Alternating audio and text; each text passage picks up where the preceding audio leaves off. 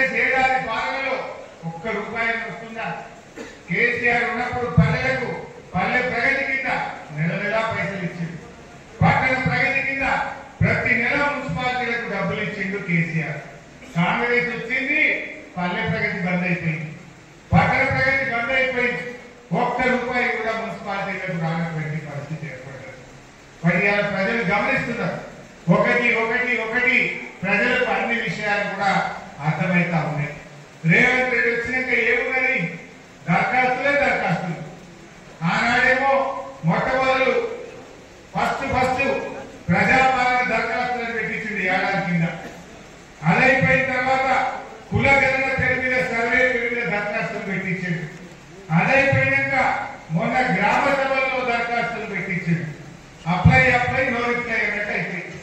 దరఖాస్తులు తప్ప స్కీమ్లు వచ్చింది ఎక్కడే. రేవంత్ రెడ్డి పాలనలో కాగితాల మీద కాగితాలు పెట్టింది. ఏ ఒక్క పథకం కూడా ఇయ్యాల్సిన వరకు ప్రజలను ఎట్లా దాటున్నాం? ఏ దరఖాస్తులు లేకుండా కేసీఆర్ ఇవ్వలేదా? 11 విడతల్లో 73,000 కోట్ల రూపాయలు రైతు బంధు ఇచ్చిండు కేసీఆర్. ఏదైనా దరఖాస్తు పెట్టారు? ఎవరైనా రైతు బంధు కోసం దరఖాస్తు పెట్టిందా? ఏ దరఖాస్తు లేకుండా 69 లక్షల మంది రైతులకు 6 నెలలకు ఒక్కసారి 73,000 కోట్ల రూపాయలు కేసీఆర్ ఇచ్చి చూపించలేదా? కేసీఆర్ దరఖాస్తు లేకుండా ఇయ్యగలిగినప్పుడు నువ్వెందుకు ఇయ్యలేకపోతున్నావు అని నేను అడుగుతా ఉన్నా. ఎన్నిసార్లు దరఖాస్తు పెట్టిస్తావు? ప్రజాపాలన దరఖాస్తు, కులగణన దరఖాస్తులు, గ్రామ సభల దరఖాస్తులు. దరఖాస్తులకు ఖర్చులు ఎక్కువైపోతాయి తప్ప నువ్వు ఇచ్చేది మాత్రం తక్కువ అయిపోతున్నది. ఒక్క రైతు బంధు ఇచ్చింది కేసీఆర్.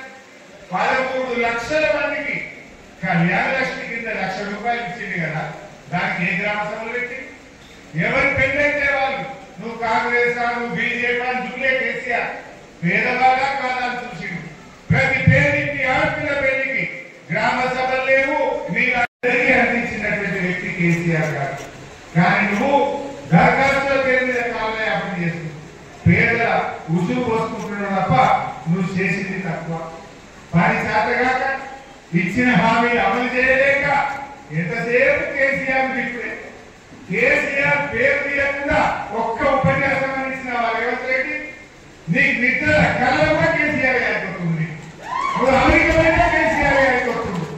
నువ్వేదో దావత్వంగా కేసీఆర్ అయిపోతున్నట్టు నిద్రలో చూసుకున్నట్టు కదా. కేసీఆర్ యొక్క పని అని శాతగా ఎంతసేపు ప్రతిపక్షాన్ని తిట్టుడు కేసీఆర్ గారిని తిట్టడం అంటే నీ పరిపాలన చేత కాకపోవడానికి ఇది ఒక పరాకాష్ట తప్ప ఇంకోటి కాదు. నువ్వు ఒక అసమర్థ ముఖ్యమంత్రి.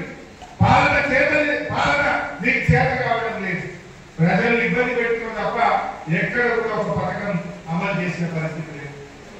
గ్యారంటీ ఎన్ని గడువులు పెట్టిందే? 15 ఆగస్టుకు రుణమాఫీ చేస్తా దేవుడి మీద ఒట్టు పెట్టి మాట తప్పిందా లేదా? మొన్ననేమో ఈ రాష్ట్రంలోని 3 కోటి దేవుళ్ళ మీద ఒట్టు పెట్టి దేవుళ్ళను మోసం చేసిన రేవంత్ రెడ్డి ఇవాళ రాజ్యాంగ దినోత్సవం 26 జనవరి అత్యంత పవిత్రమైనటువంటి దినం. భారత రాజ్యాంగం అమల్లోకి వచ్చిన దినం. డాక్టర్ బాబాసాహెబ్ అంబేద్కర్ రాసినటువంటి రాజ్యాంగాన్ని కూడా ఈ రేవంత్ రెడ్డి అవమానపరిచింది. ఇవాళ ఏమన్నాడు? 26 జనవరి నాడు అందరికీ ఇల్లు ఇస్తా, అందరికీ నేను రైతు బంధు ఇస్తా, అందరికీ రేషన్ కార్డులు ఇస్తా, అందరికీ వ్యవసాయ కూలీలకు 12,000 రూపాయలు ఇస్తాను. ఇవాళ ఏం చేశాడు? అందరికి కాదు కొందరికే అంటుడు. మండలానికి ఒక్క ఊరే అంటుడు. ఇక మున్సిపాలిటీ అయితే మొత్తానికి ఏమిటిండు.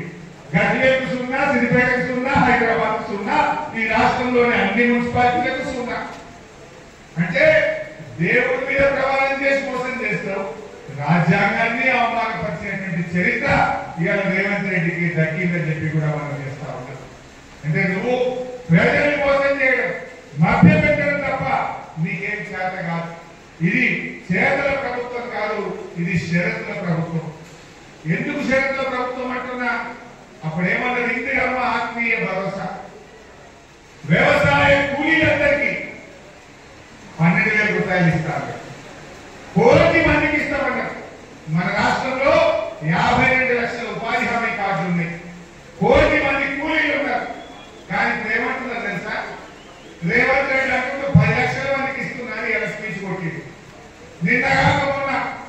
శాఖ మంత్రి పంచాయతీరాజ్ శాఖ మంత్రి సీతక్క గారు 6 లక్షల మందికి ఇస్తున్నా అని చెప్పింది. అసలు ఇస్తున్నది 4 లక్షల మంది. 1 మంది కూలీలు ఉంటే 10 లక్షల రేవంత్ రెడ్డి గారు 6 లక్షలని సీతక్క అంటది. అసలు ఇచ్చేది 4 లక్షలు. అంటే 96 పైసలు ఎగబెట్టింటూ 4 పైసలు ఇస్తున్నారు. ఇది షరతుల ప్రభుత్వం కాకపోతే, ఇది కోతల ప్రభుత్వం కాకపోతే ఇది ప్రజా ప్రభుత్వం అవుతుందా అని నేను అడుగుతా ఉన్నా. నిజంగా వ్యవసాయ కూలీలకు సాయం చేయాలంటే ఉపాధి హామీతో లింక్ ఎందుకు, 20 పని దినాలతో లింక్ ఎందుకు? నిజంగా కూలే కాదా చూడు, కూలైతే ఇచ్చేను. కానీ ఇవాళ షరతులు పెట్టి వ్యవసాయ కూలీలలో ఆ పేదవారి పొట్ట దళిత గిరిజనులకు అన్యాయం చేస్తున్నటువంటి ముఖ్యమంత్రి ఇవాళ రేవంత్ రెడ్డి గారు.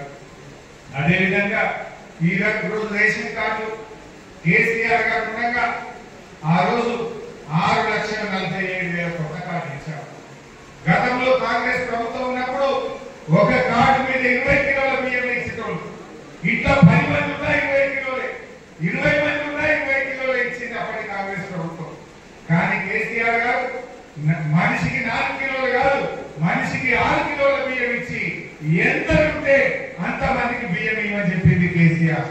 10 మంది ఉంటే 60 కిలోలు ఇవ్వండి, 8 మంది ఉంటే 48 కిలోలు ఇవ్వండి అని షరతు నాడు 2,750 కోట్ల చెక్ ఇస్తుందని మహబూబ్ నగర్ లో రైతు సభలో డబ్బీ చెక్ ఇచ్చినావు. ఇయాల్టి వరకు ఆ డబ్బులు రైతుల ఖాతాలో జమ కాలేదు. ముఖ్యమంత్రి డబ్బీ చెక్ ఇస్తాడా? ముఖ్యమంత్రి డూప్లికేట్ చెక్ ఇస్తాడా? ముఖ్యమంత్రి ఇచ్చిన చెక్ పాస్ కాకపోతే ముఖ్యమంత్రి గారు ఆ కుర్చీలో కూర్చునే అర్హత నీకు లేదు అని చెప్పి నేను ఈరోజు మనం చేస్తాను. నవంబర్ 30 జనవరి 26వ తారీఖు, డిసెంబర్ 30 జనవరి 30 2 నెలలైనా నువ్వు ఇచ్చిన చెక్ పాస్ కాదా? మొన్న నీ మంత్రి దామోదర్ నరసింహ చెప్తున్నాడు, ఇంకా చెక్ పాస్ కాదా, చెక్ పాస్ కాదు. ఏదో ఊళ్ళో పోతే జనం నిలదీస్తే మీ ఊర్లో ఇంకా 123 మందికి రుణమాఫీ బాకీ ఉందని దామోదర్ నరసింహ చెప్తున్నాడు. ముఖ్యమంత్రి ఏమో రుణమాఫీ అయిపోయింది అంటాడు. నువ్వు ఇచ్చిన చెక్ ఏమో ఇంకా పాస్ కాదు. ఏ ఊరికి పోదాం ఖచ్చితంగా, ఏ ఊరికి పోదాం మహబూబ్ నగర్ జిల్లా ఎక్కడ పోయినా 1 లక్ష లోపు రుణమాఫీ ఇంకా కాలేదు. 2 లక్షల లోపు ఇంకా మిగిలి ఉన్నారు. 2 లక్షల మీద ఒక్కరికి కూడా రుణమాఫీ చేయకుండా రైతుల ఉసురు పోసుకున్నాడు రేవంత్ రెడ్డి. ఇన్ని పచ్చి అబద్ధాలు. 21,000 కోట్లు ఇచ్చిన మాట్లాడండి. ఇవాళ నువ్వు ఇచ్చిన 2,750 కోట్ల చెక్ పాస్ అయితే కదా 21,000. ఆ చెక్కే పాస్ కాకపోయా, పాస్ కాని చెక్కును కూడా కలిపి 21,000 కోట్ల రూపాయలు రుణమాఫీ చేసినని మాట్లాడు రేవంత్ రెడ్డికే చెల్లింది.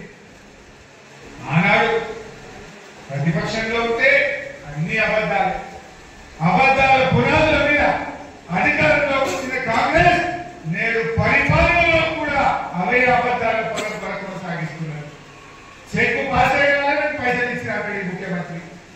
మరి 82,750 కోట్ల చెక్కు మహబూబ్ నగర్ నుంచి హైదరాబాద్ చేరలేదా? ఫైనాన్స్ డిపార్ట్మెంట్ కు చెక్కు ముట్టలేదా?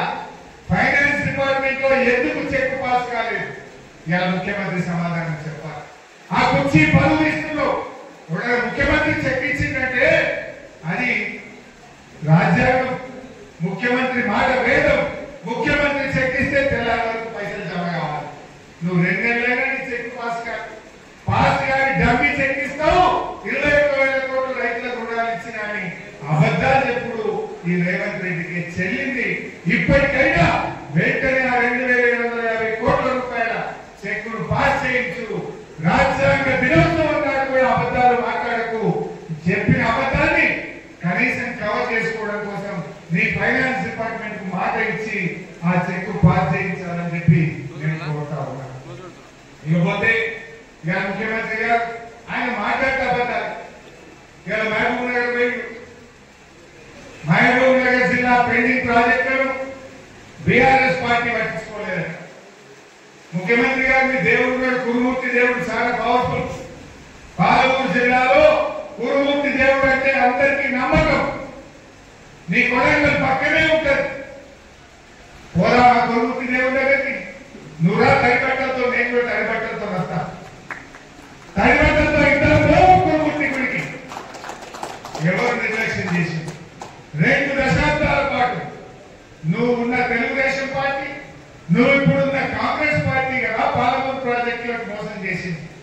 20 ఏళ్ళు 10 ఏళ్ళు తెలుగుదేశం, 10 ఏళ్ళు కాంగ్రెస్ పార్టీ, 20 ఏళ్ళు కల్లకుర్తి, నెట్టంపాడు, భీమా, కోయిల్ సాగర్ ప్రాజెక్టులను పెండింగ్ లో పెట్టి 20 ఏళ్లలో మీరు 26,000 ఎకరాలకు నీళ్ళు ఇచ్చింది.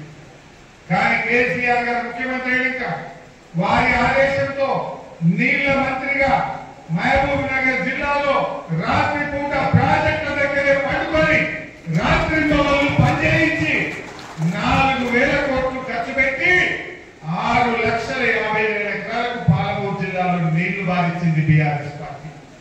ఇది తప్ప గొప్ప పోదాప కురుమూర్తి గుళ్ళకి ఆ దేవుడి ముందు తైపట్టంతో ప్రమాణం చేద్దాం. 6,00,000 ఎకరాలకు మేము నీళ్లు ఇచ్చిన వాళ్ళే నా మహబూబ్ నగర్ జిల్లా. ఏం మాట